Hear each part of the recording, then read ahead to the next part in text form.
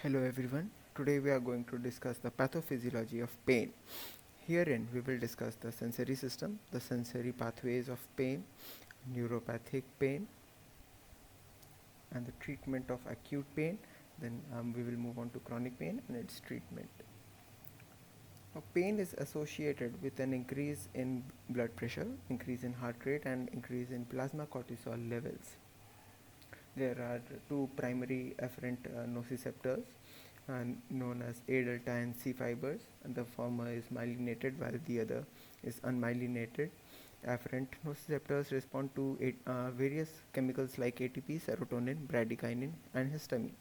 There is a special category of receptors called the TRPV1, the transient receptor potential vanilloid 1, which respond to acidic pH and capsaicin. Now, sensitization.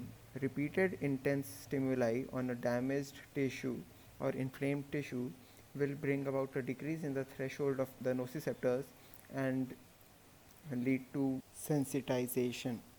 The level of tissues, this is known as peripheral sensitization, and if it happens at the dorsal horn level of the central spinal cord, then it is called central sensitization. When the tissue is sensitized, even normal stimulus can produce pain, which leads to a characteristic feature of neuropathic pain, allodynia. Sensitization contributes to hyperalgesia, another characteristic feature of neuropathic pain, and hyperalgesia is the increase in pain in response to the same noxious stimuli. Sensitization is important in deep tissues where viscera, which is commonly insensitive to pain, suddenly start responding to debilitating pain. Nociceptors in viscera are not always active, however, in presence of inflammatory mediators, they start producing pain. Thus, they are known as silent nociceptors. I would recommend that you go through the ascending and descending pathways of pain through your books. And now let's move on to the nocebo effect. It has been seen that if you suggest to a person that they are going to feel pain after a given stimulus, they perceive more pain. The intensity of pain is increased. Now, moving on to neuropathic pain. It is derived.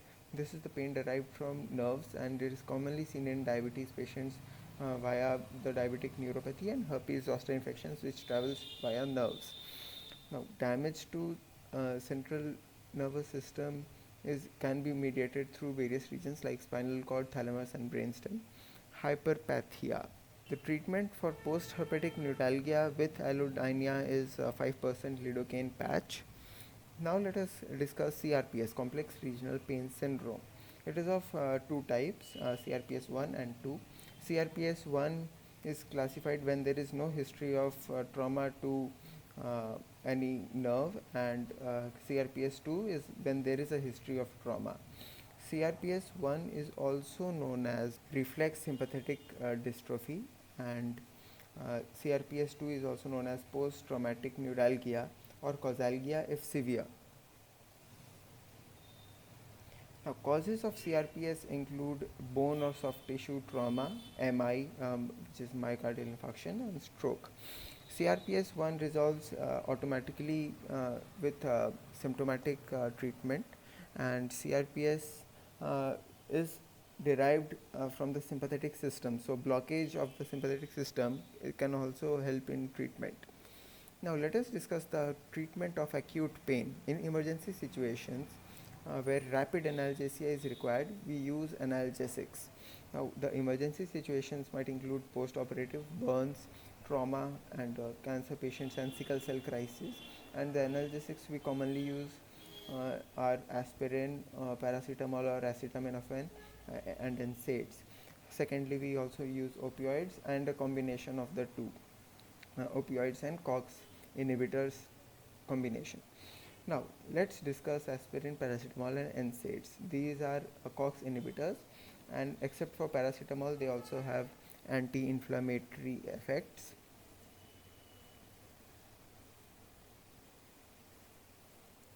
Now, these are particularly effective in mild to moderate headache and of musculoskeletal origin. With occasional use, they don't have any side effects. However, with chronic use, Aspirin is known for its gastric irritation, and nephrotoxicity and increased blood pressure are the other side effects. Gastric irritation will lead to bleeding or perforation of the mucosa, and nowadays parenteral NSAIDs are also available, which have faster actions, for example ketorolac and diclofenac, and they can be given for acute severe pain. Now COX-2 inhibitors, selective inhibitors, have decreased gastric irritation compared to aspirin, and let this also be known that non-selective COX inhibitors are contraindicated post-operatively because of the increased bleeding risks. COX-2 inhibitors like celecoxib are known for their cardiovascular risk, which is seen to be a class effect of NSAIDs, except for aspirin. Opioid analgesics. They have side effects which are reversible in nature via administration of naloxone, including nausea and vomiting, pruritus, and constipation. Constipation is a expectant side effect of opioids and must be treated accordingly. And please don't hesitate using these for acute severe pain, as has been given in Harrison. Some side effects are seen due to increase in the concentration of metabolites. A prominent example includes normeperidine, which is a metabolite of meperidine. When normeperidine accumulates, hyperexcitability and seizures are seen, which are not reversible with naloxone. Opioids are known for inducing respiratory depression when combined with benzodiazepines particularly, and spinal administration of opioids has been shown to be very favorable because of the decreased dose and the side effect profile which is not seen, which includes sedation, nausea, and respiratory depression. Opioids, if due to some reason cannot be given orally, they can be given intranasally.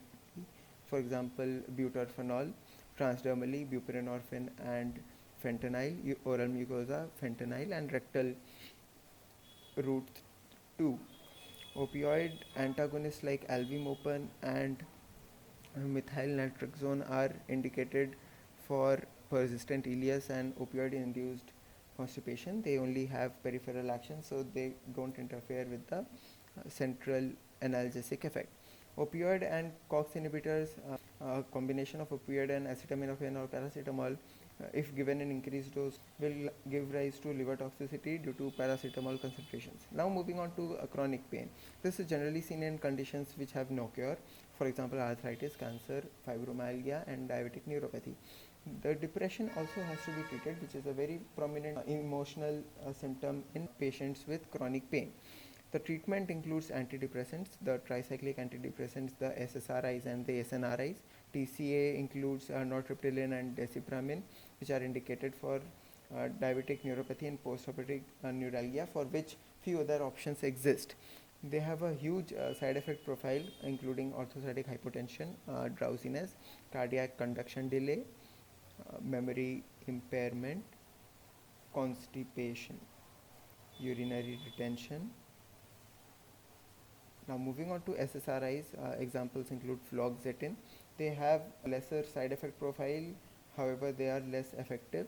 Moving on to SNRIs like venlafaxine and duloxetine, they are seen to be effective. Their effectiveness is similar to tricyclic antidepressants, and side effect profile is similar to SSRIs. Now anticonvulsants and antiarrhythmics like phenytoin and carbamazepine are indicated for trigeminal neuralgia, and gabapentin and pregabalin are indicated for neuropathic pain. Chronic opioid medications, generally it has been seen that worsen the pain in patients, and this is known as opioid induced hyperalgesia. Thus long-term use is not recommended. Butorphanol and buprenorphine have mixed agonist and antagonist action, which can give rise to abstinence syndrome in patients taking other opioids, because their effect will be minimized by the antagonist component. Constipation is a side effect which has to be treated. Please keep this in mind whenever you are giving opioids for long duration, and opioids are currently the second and third line drugs for chronic pain. Last thing I would like to mention is that if these medications don't work, we have approaches like spinal cord stimulation to control the pain. Thank you.